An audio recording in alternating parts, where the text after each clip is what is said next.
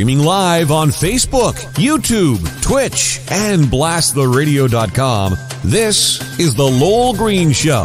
The number to call and be heard around the world is 613-413-2217. Or email Lowell at blasttheradio.com. And now, here is Lowell Green.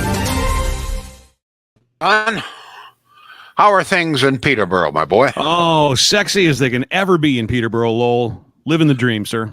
And you're staying again tonight in the Quality Inn? The good old Quality Inn. I'm skipping breakfast this time, though. It's complimentary for a reason, I think. Oh, my goodness. Tell us again what you're doing there. This is one of the most foolish things I've ever heard, but it sounds like it's not fun. Foolish. It's silly fun. So we have an association in Ottawa. We deal with Bingo Land Gaming Center, which is out on Slack Road. And they have done drag bingos for a good number of years. Well, the two drag queens that do the drag bingos are actually from Peterborough. And they started out doing these shows at the Delta Bingo Center in Peterborough, which is an old hockey rink, like a roller rink, and it holds like close to 600 people. So they've started hiring us to come in and do the lights and the sound for their shows. So that's what we're here for tonight is drag bingo. What do the drag queens, do they call the bingo? Is that what they do? No, I guess for legal reasons, you've actually got a legitimate bingo caller, but the drag queens are there. They do performances between the bingo games, and they walk around when the games are on. And of course, it's just silly fun, mocking people. And they help some of the bingo players out as well who've got questions. And are they allowed to smoke in that place? No, sir. When I started, co-founder of Big Brothers, and we had no money, and I held a giant bingo at the Civic Center. Oh yeah, there must have been 1,000 people in the old salons A and B. That's right. Cool. There must have been 1,000 people there, and everybody smoked. Oh yeah. I can breathe today. I remember the days. Wild. And I tell you, some of these people were just fanatics.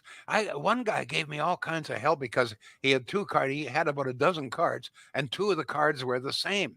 And this is a ripoff. We shouldn't be selling the same thing. And it was all for charity, for God's sake. Well, that's it. And as are these. And the one thing I've learned about bingo players, you don't mess with them. Boy, they are serious about their bingo. And they have these little tokens, like the little lucky. One woman had this teddy bear, and good luck charms. Right. Wild. But you know what? They're having fun, right? That's it. And that's why I'm glad to be part of it. And we appreciate the invitation always. And it's a good laugh. What? Just a minute. You like it because they pay you. That helps. This is the Lowell Green and John Milky Show. We got to be honest, okay? Yes, we do. No punches are pulled. Which brings me to my question for today. Are electric cars, electric vehicles, the next big green energy disaster? The next big green energy mistake? I fear they are. Because we're just now, right around the world, coming to the shocking realization that relying on wind and solar to power our homes and industry has been a disastrous, tragic failure. Here in Canada, it sent electrical rates soaring to the highest level of any jurisdiction in North America, aside from California. On any given day, we're lucky to have no more than 5%. We're lucky to have more than 5%, let me get this, power generated. As a matter of fact, right now, as 1 o'clock today, solar and wind in Ontario producing, wait till I get it here, 3.5% of our needs. For this, according to the Auditor General, we have spent somewhere between $8 and $10 billion in Ontario alone for wind and solar. Instead of building new hospitals, clinics, hiring more healthcare workers, we have poured our money and our energy into green energy, and it has been a disaster, a total, absolute, utter, complete failure. In Europe, well, we know what's happening in Europe.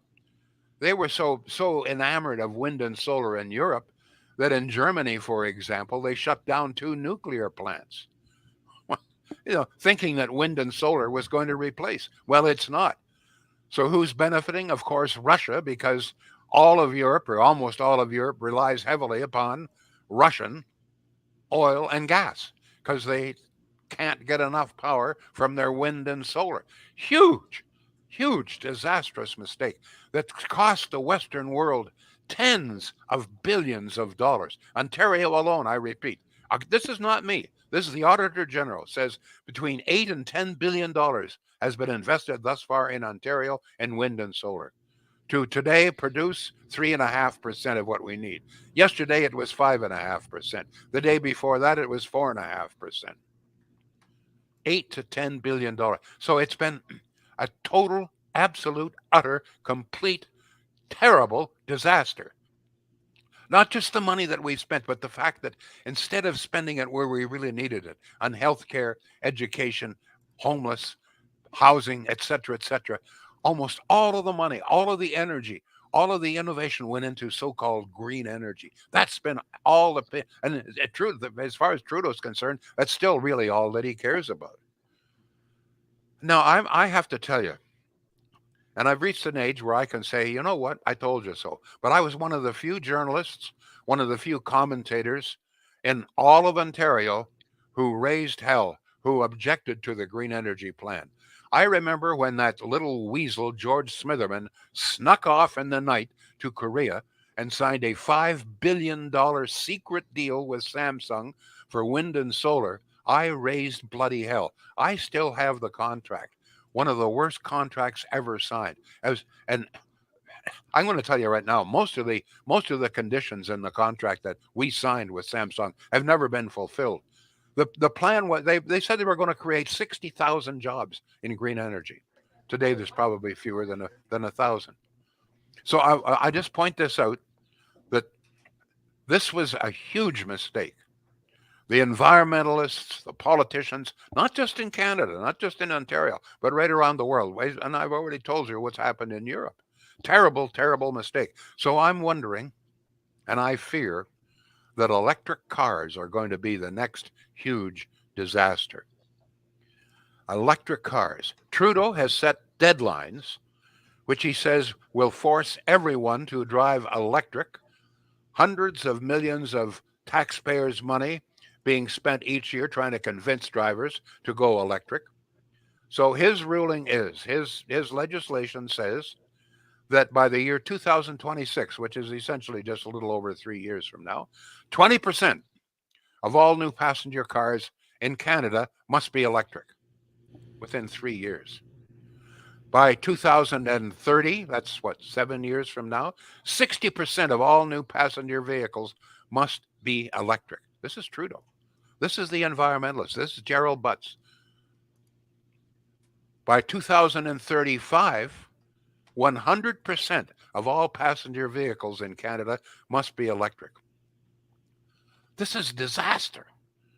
And we're going to spend billions and billions more. We're not, instead of concentrating once again on healthcare, which is in desperate need, we're going to be the big thing now is going to be electric cars. Because one of the things, if in fact we're to fulfill these qualifications, these guidelines, not guidelines, the law, we're going to have to absolutely completely rebuild the entire electrical grid of Canada.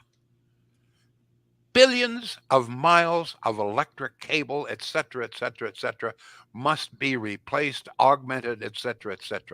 They can't even tell us what it will cost, but we're looking at probably in the range of $100 billion to completely redo the total electric grid, coast to coast to coast, in order to accommodate, if in fact by the year 2035, not that far away, 100% of all passenger cars must be electric. We don't have the electrical grid we have today couldn't possibly accommodate it. The cost to create this new grid. I mean, instead of building hospitals and hiring doctors and long-term care and increasing the nurses' salaries and so forth, we're going to be spending billions and billions and billions and billions rebuilding our electrical grid to accommodate electric vehicles.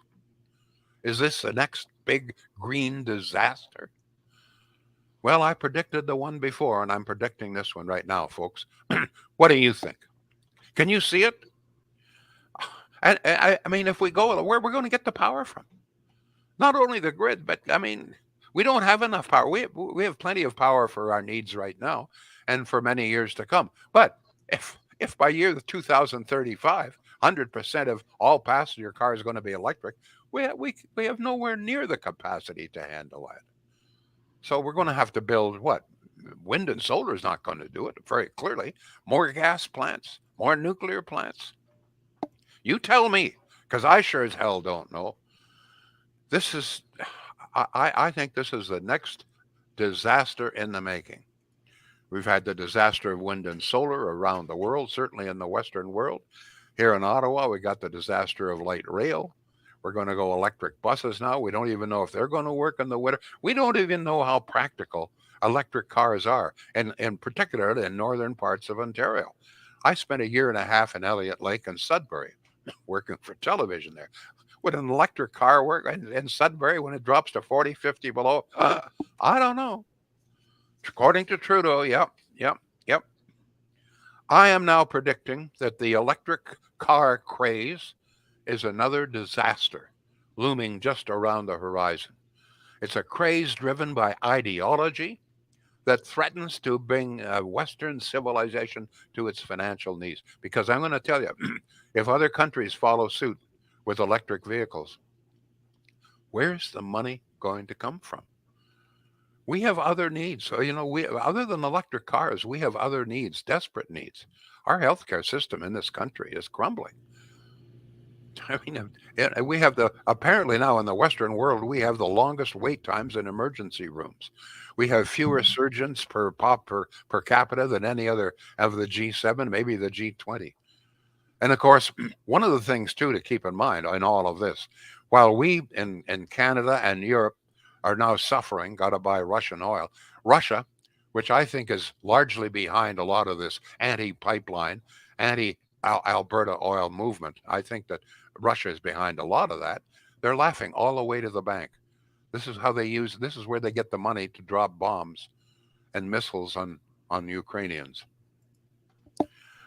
Are we about to repeat the disaster with electric cars? I repeat, as of 1 o'clock today, don't forget, IESO, this is the Electrical Contractors, IESO.ca.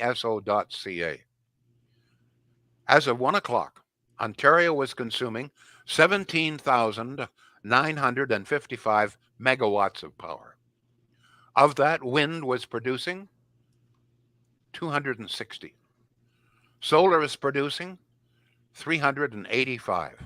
Combined, wind, solar, 1 o'clock, Ontario, 3.58%. Let's give it 3.6.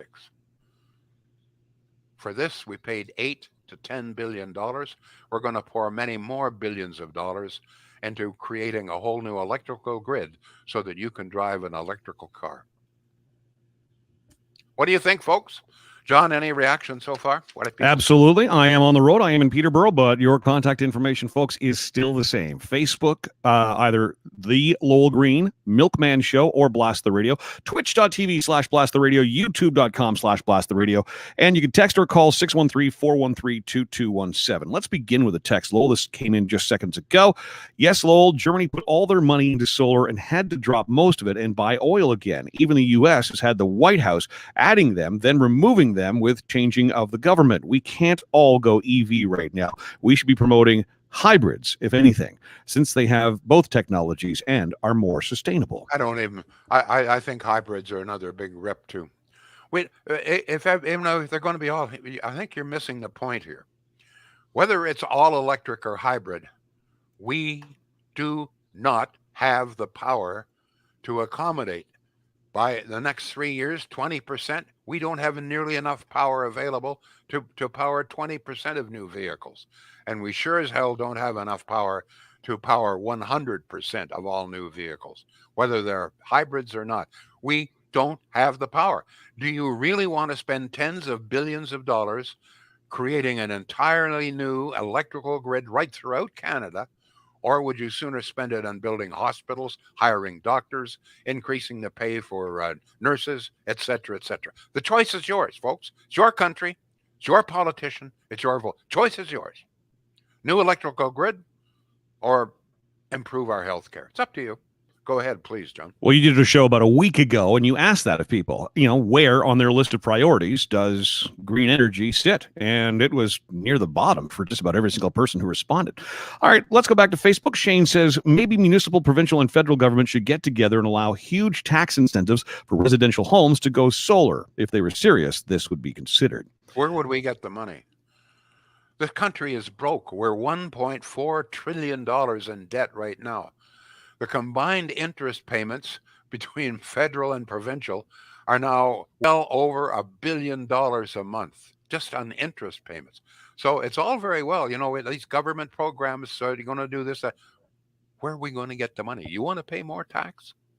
You go ahead. I don't. Go ahead, please, John. I mean, just think, after that last storm, which was a month ago, we still haven't recovered getting full power from the grid. We've still got rotating blackouts because we don't have enough power supply from the province, for crying out loud. Look at what happened in California. California has North America's, in fact, perhaps the world's highest electricity rates.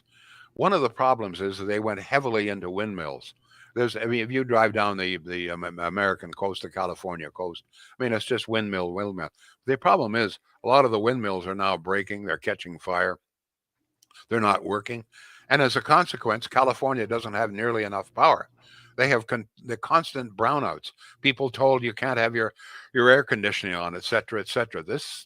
And look at what's happened in Europe. Germany, believe it or not, shut down 2 nuclear plants. Well, guess what, folks? They're laughing all the way to the bank in the Kremlin. Putin loves it. Putin loves the environmentalists. Putin loves the fact we can't get our oil and gas to markets. Putin says, big hug for all the environmentalists. They're his favorite people. Go ahead, John. I have not had a chance to screen it, but we do have a phone call coming in, 613-413-2217. Hi, can we get your name, please? Hi, it's Clinton DeVoe phoning. You want to say good afternoon to Lowell, and I agree with him. What Germany did was a huge mistake. They should not have closed down their nuclear power generation. And I also agree with him, too, that Canada has made a series of mistakes when it comes to our electrical grid. It makes no sense that Quebec, for example, doesn't sell its hydroelectric power to the province of New Brunswick. It makes no sense that the province of Saskatchewan or Alberta doesn't have access to Manitoba's hydroelectric power. So we have lots of green renewable power options, and for whatever reason, we're focused on wind turbines and solar panels. Let me expand. We do need a national hydroelectric power grid, and the reason that we do is because the car companies, not Trudeau, not Pierre Poilievre, not the politicians, but the car companies themselves have already stated that they are going 100% electric by 2030. And so, we need a government that's going to upgrade our power grid, to your point, so that we can have the load of electricity that we need. Well, yeah, the reason that the car companies are going all electric, so they say, is because this is legislation. Trudeau has said that by the year 2035, not that far away, 100% of all new passenger cars in Canada must be electric. So the car companies don't have a choice, do they? Let me expand on your about this business with Quebec Hydro.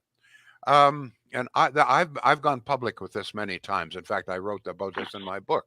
There was a time back when Kathleen Wynne was in power when I got a call from a member of the board of governors of Hydro-Quebec. I can't tell you his name. He wouldn't let me do this. I've known him for many years. He said, Lowell, I want you to tell your listeners that we at Hydro-Quebec are prepared to sell Ontario all the hydro it needs, certainly Eastern Ontario, for about half the rate that you are now paying. We have the capacity. It's clean, as you know. It's from falling water, etc. So let your listeners know. I contacted at the time was Bob Shirelli. He was the provincial energy minister, and I told Bob. I said, Bob, Quebec has got all the power that they need, or that we will need, certainly in Eastern Ontario. We can get it for about half the rate. By this time, he's deeply into green energy. So is Kathleen Wynne. Okay, he said, well, we can't do that. He said, we don't have the grid. We don't have the proper. The fact of the matter is this that Quebec already is shipping hydro into. We already it's already Shirelli was not right. I'm beating around the bush here. He was. I don't know if he didn't know or he was lying. Cornwall, for example, is supplied by Hydro Quebec. All of the power in Cornwall is supplied by Hydro Quebec. There there are lines. There's a lines crossing the Ottawa River at Cumberland. I don't know if you've ever driven out that way. There's a line. Those lines come from a substation just in the Quebec side, and they have the capacity to supply all of Eastern Ontario with those lines already in. But because they were deeply into green energy, they turned it all down. I raised bloody hell about it for days. Nothing ever happened. Go ahead. So what I'm saying to everybody out there, we could be paying half of what we are for electricity in Ontario, and we would be helping the environment greatly. Go ahead, please. You're making some good points. Yeah, well, look, I agree. We need to, and it's not just Quebec. Manitoba has tremendous hydroelectric very true, power resources, and so does British Columbia. And quite frankly, a significant portion of Northern Ontario has a large access to hydroelectric power if we put the proper infrastructure in place. But I mean, it is important for us to. Go ahead. Like Lowell, it is important for us to remember, like if we look at Ford, I'm not promoting Ford, I guess, but the famous pickup truck they have, the F-150, that's going electric. And so, conservatives, liberals, New Democrats, Greens, whoever, they need to build the infrastructure in this country and put a plan in place. And it's inexcusable that we do not have a national hydroelectric power grid. And quite frankly, we need additional nuclear power generation as well. Thank you for your call. Absolutely right. John, what else have we got here? We got a lot of comments coming in. Let's get a word in for Shields, though. Shields. 23 minutes into the show. So Shields, lovely business up there in Pakenham. Been in the same spot, same family since 1947. Specializing in appliances. They're one of the largest appliance dealers in the Ottawa Valley, now serving all the way down even to the St. Lawrence Valley.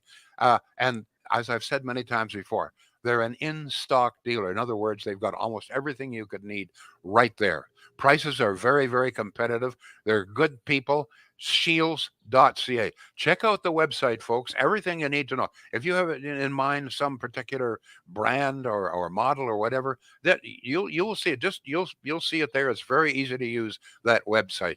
Thank you all. John, what else have we got here? All right, let's go to Ray. Cornwall gets our power from Quebec, a hell of a lot cheaper than the Ontario Power Company. People out of Cornwall paying Ontario hydro rates and a lot more than I do. That's right. James on Facebook saying we pay our bills bi-monthly here in Cornwall as well. Very, very cheap.